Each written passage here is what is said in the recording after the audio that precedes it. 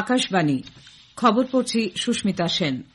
বিশেষ বিশেষ খবর হল, প্রধানমন্ত্রী বলেছেন অপারেশন সিন্দুর তার মূল পরিধির বাইরে জাতীয় অগ্রগতির প্রতি আজীবন দায়বদ্ধতার প্রতীক হয়ে উঠবে।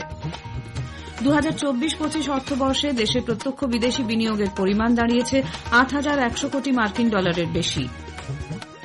মার্কিন যুক্তরাষ্ট্র তাদের দূতাবাস ও কনসুলার অফিসগুলিতে বিদেশি পড়ুয়াদের জন্য নতুন ভিসা সাক্ষাৎকারের সময়সূচি বন্ধ রাখার নির্দেশ দিয়েছে। আইএমডি বর্ষার মরশুমে দেশে স্বাভাবিকের চেয়ে বেশি বৃষ্টিপাতের পূর্বাভাস দিয়েছে।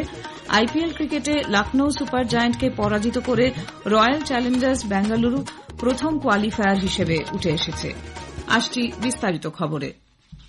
প্রধানমন্ত্রী নরেন্দ্র মোদী অপারেশন সিন্দুরের তাৎপর্যের কথা তুলে ধরে বলেছেন, এটি তার মূল পরিধির বাইরে প্রসারিত হবে, জাতীয় অগ্রগতির প্রতি আজীবন দায়বদ্ধতার প্রতীক হয়ে উঠবে। অপারেশন সিন্দুর শুধু একটি সামরিক উদ্যোগ নয়, এ হল প্রতিটি ভারতবাসীর কর্তব্যবোধের প্রতিফলন। অপারেশন সিন্দুর जन बल से आगे बढ़ेगा, जन जन देश के विकास के लिए भागीदार बने, दायित्व संभाले। हम इतना तय कर लें, 2047 जब भारत की आजादी के 100 साल होंगे, विकसित भारत बनाने के लिए तत्काल भारत की इकोनॉमी को 4 नंबर से 3 नंबर पर ले जाने के लिए अब हम कोई विदेशी चीज का उपयोग नहीं करेंगे। গুজরাতের গান্ধীনগরে মহাত্মা মন্দিরে এক জনসভায় ভাষণ দিতে গিয়ে শ্রী মোদী বলেন, নাগরিকদের তাদের নিত্য ব্যবহারের সামগ্রীগুলি খতিয়ে দেখে বিদেশি পণ্য চিহ্নিত করে সেগুলির পরিবর্তে স্থানীয়ভাবে তৈরি বিকল্প ব্যবহারের জন্য সকলের প্রতি আহ্বান জানান। তিনি অর্থনৈতিক ক্ষেত্রে স্বনির্ভরতার প্রয়োজনের উপর গুরুত্ব দিয়ে স্থানীয়ভাবে পণ্য উৎপাদন এবং স্বদেশী শিল্পগুলিকে উৎসাহ যোগানোর লক্ষ্যে এক জেলা এক পণ্য কৌশলের পক্ষে সওয়াল করেছেন। দেশের উন্নতি উদযাপনে ভারতে তৈরি পণ্যের জন্য গর্ব অনুভব করতে দেশবাসীর প্রতি আহ্বান জানান তিনি। সন্ত্রাসবাদের বিরুদ্ধে নতুন দিল্লির জিরো টলারেন্স বা আপোষহীন সংগ্রামের কথা ভারতের বহুদলীয় প্রতিনিধি দলগুলির মাধ্যমে বিশ্বজুড়ে প্রতিধ্বনিত হচ্ছে। দলের প্রতিনিধিরা একের পর এক বিভিন্ন দেশের নেতৃবৃন্দ, সাংসদ, চিন্তাবিদ, গণমাধ্যম, নাগরিক সমাজের সঙ্গে মতবিনিময় করছেন। মুখোশ খুলে যাচ্ছে সীমান্ত পার থেকে সন্ত্রাসবাদে মদতদাতা পাকিস্তানের। কংগ্রেস সাংসদ শশী থারুরের নেতৃত্বে বহুদলীয় ভারতীয় প্রতিনিধি দল আজ পানামা অ্যাসেম্বলির প্রেসিডেন্ট দানা কাস্তানেদার সঙ্গে বৈঠক করেন। বৈঠকে থারুর বলেছেন, ভারতের যুদ্ধে কোনো আগ্রহ নেই, কিন্তু সন্ত্রাসবাদী কার্যকলাপের শাস্তি অবশ্যই হওয়া উচিত বলে দেশ মনে করে।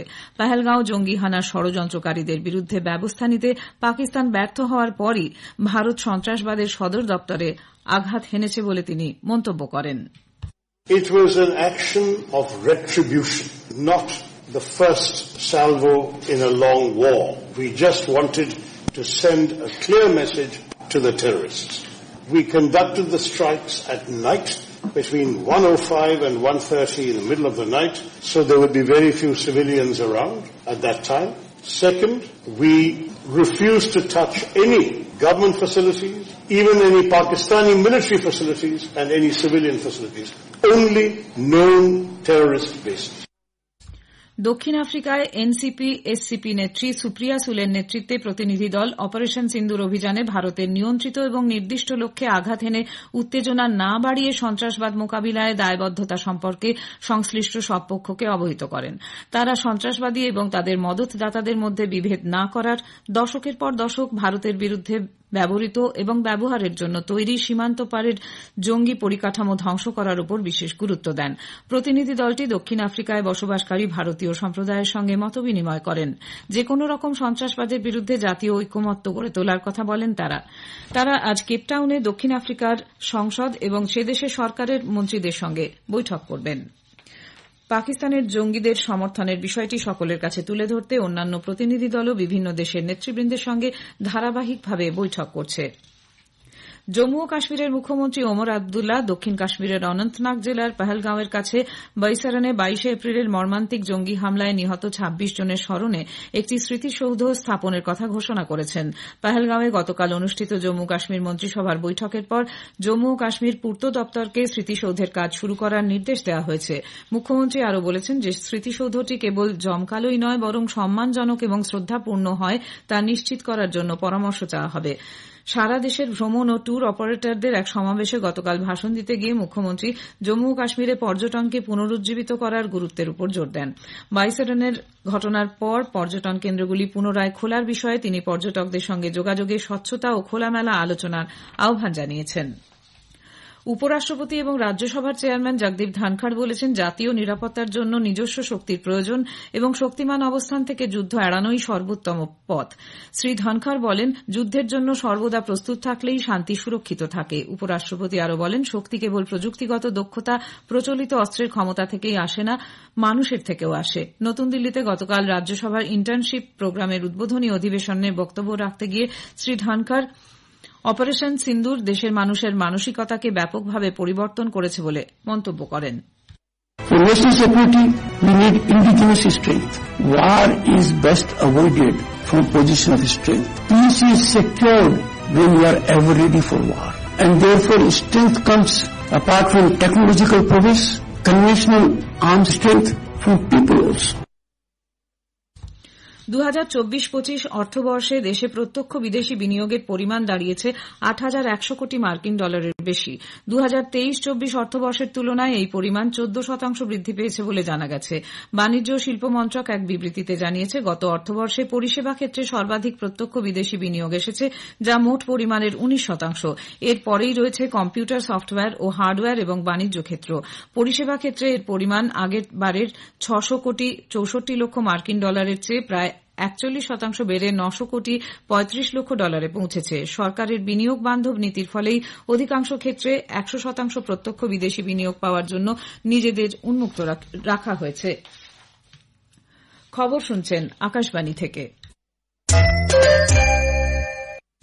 আমাদের সংবাদ শোনা যাচ্ছে ইউটিউব চ্যানেল আকাশবাণী সংবাদ বাংলা, ফেসবুক ও ইনস্টাগ্রাম আকাশবাণী সংবাদ কলকাতা এবং এক্স হ্যান্ডেল AIR নিউজ কলকাতাতে। মার্কিন যুক্তরাষ্ট্রের বিদেশ সচিব মার্কো রুবিও মার্কিন দূতাবাস ও কনসুলার অফিসগুলিকে বিদেশি পড়ুয়াদের জন্য নতুন ভিসা সাক্ষাৎকারের সময়সূচি বন্ধ রাখার নির্দেশ দিয়েছেন। আমেরিকার রাজনৈতিক ডিজিটাল সংবাদপত্র কোম্পানি পলিটিকো এ খবর জানিয়েছে। ডোনাল্ড ট্রাম্প প্রশাসন আবেদনকারীদের সামাজিক মাধ্যমের প্রোফাইল কঠোরভাবে যাচাই করার কথা বিবেচনা করছে। এই নির্দেশিকাটির লক্ষ্য বিদেশি শিক্ষার্থীদের আমেরিকান স্কুল ও কলেজগুলিতে প্রবেশ সীমিত করা। এটি সন্ত্রাসবাদ বিরোধী এবং ইহুদি বিদ্বেষ বিরোধী কার্যকলাপ রোধের একটি কার্যনির্বাহী আদেশ বলে মনে করা হচ্ছে। মার্কিন প্রেসিডেন্ট ডোনাল্ড ট্রাম্প রাশিয়ার রাষ্ট্রপতি ভ্লাদিমির পুতিনকে উত্তর পূর্ব ইউক্রেনে মস্কোর আগ্রাসী সামরিক অভিযানের জন্য তীব্র তিরস্কার করেছেন। যুদ্ধবিরতির আলোচনা প্রত্যাখ্যান করে তিনি আগুন নিয়ে খেলছেন বলে ট্রাম্প অভিযোগ করেন।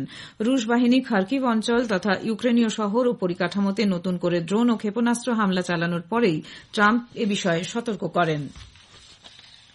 কেন্দ্রীয় প্রত্যক্ষ কর পর্ষদ আয়করের রিটার্ন দাখিল করার সময়সীমা 15 সেপ্টেম্বর পর্যন্ত বৃদ্ধির কথা ঘোষণা করেছে। আগে নির্ধারিত সময়সীমা 31 জুলাই পর্যন্ত ছিল। আইটিআর ফর্ম যে ব্যবস্থাপনায় কর মূল্যায়ন করা হয় তার মানোন্নয়ন এবং টিডিএস জমা করার ক্ষেত্রে উল্লেখযোগ্য সংশোধনের কারণে এই পরিবর্তন। এর ফলে করদাতারা ঝঞ্ঝাটমুক্তভাবে কর দাখিল করতে পারবেন। ভারতীয় আবহাওয়া দপ্তর আইএমডি বর্ষার মরশুমে দেশে স্বাভাবিকের চেয়ে বেশি বৃষ্টিপাতের পূর্বাভাস দিয়েছে। জানা গেছে, বর্ষা এবছর নির্দিষ্ট সময়ের আগে প্রবেশ করেছে। একই সঙ্গে উত্তর পশ্চিম ভারত, মধ্য ও পূর্ব ভারতে আগামী মাসে স্বাভাবিকের চেয়ে কম তাপপ্রবাহের কথাও বলা হয়েছে। এদিকে আইএমডি আজ ও আগামীকাল কর্ণাটক উপকূল, কেরালা, মাহে, নাগাল্যান্ড, মিজোরাম, মণিপুর এবং ত্রিপুরায় ভারী থেকে অতি ভারী বৃষ্টির পূর্বাভাস দিয়েছে। একই পরিস্থিতি থাকবে ঝাড়খণ্ড, উত্তরাখণ্ড ও বিদর্ভে। অন্যদিকে উত্তর পশ্চিম বঙ্গোপসাগরে ওড়িশা উপকূলে সৃষ্ট নিম্নচাপ অঞ্চলটি ক্রমে উত্তর দিকে অগ্রসর হওয়ায় আজ ও আগামীকাল পশ্চিমবঙ্গের দক্ষিণের সব জেলায় ভারী থেকে অতি ভারী বৃষ্টির পূর্বাভাস দিয়েছে আলিপুর আবহাওয়া দপ্তর। সর্বত্রই ঝোড়ো হাওয়া বয়ে যেতে পারে। ইতোমধ্যেই গতরাত থেকে বৃষ্টি হচ্ছে। আজ সমুদ্র উত্তাল থাকার সম্ভাবনা। মৎস্যজীবীদের আগামী 31 তারিখ পর্যন্ত সমুদ্রে যেতে নিষেধ করা হয়েছে। লখনৌয়ের একানা ক্রিকেট স্টেডিয়ামে গতকাল আইপিএল এর লিগ পর্বের শেষ ম্যাচে রয়্যাল চ্যালেঞ্জার্স বেঙ্গালুরু 6 উইকেটে লখনৌ সুপার জায়ান্টসকে হারিয়ে দিয়েছে। আরসিবি টসে জিতে লখনৌকে ব্যাট করতে পাঠায়। নির্ধারিত 20 ওভারে লখনৌ 3 উইকেটে করেছিল 227 রান। এরপর বেঙ্গালুরু 18 ওভার 4 বলে 4 উইকেটে প্রয়োজনীয় রান তুলে নেয়। এই জয়ের ফলে আরসিবি প্রথম কোয়ালিফায়ার হিসেবে উঠে এল। এদিকে আইপিএল এর প্লে অফের সূচি অনুযায়ী আগামীকাল পাঞ্জাবের মুল্লানপুরে প্রথম কোয়ালিফায়ার ম্যাচে লিগের শীর্ষ স্থানাধিকারী পাঞ্জাব কিংস দ্বিতীয় স্থানে থাকা রয়্যাল চ্যালেঞ্জার্স বেঙ্গালুরুর বিরুদ্ধে খেলবে। বিজয়ী দল সরাসরি ফাইনালে যাবে। শেষ করার আগে খবরের বিশেষ কিছু অংশ আরেকবার। প্রধানমন্ত্রী বলেছেন, অপারেশন সিন্দুর তার মূল পরিধির বাইরে জাতীয় অগ্রগতির প্রতি আজীবন দায়বদ্ধতার প্রতীক হয়ে উঠবে। 2024-25 অর্থবর্ষে দেশে প্রত্যক্ষ বিদেশি বিনিয়োগের পরিমাণ দাঁড়িয়েছে 8,100 কোটি মার্কিন ডলারের বেশি। মার্কিন যুক্তরাষ্ট্র তাদের দূতাবাস ও কনসুলার অফিসগুলিতে বিদেশি পড়ুয়াদের জন্য নতুন ভিসা সাক্ষাৎকারের সময়সূচি বন্ধ রাখার নির্দেশ দিয়েছে। খবর এখনকার মতো এ পর্যন্ত। এর পরের খবর শুনবেন সকাল 10টা বেজে 10 মিনিটে।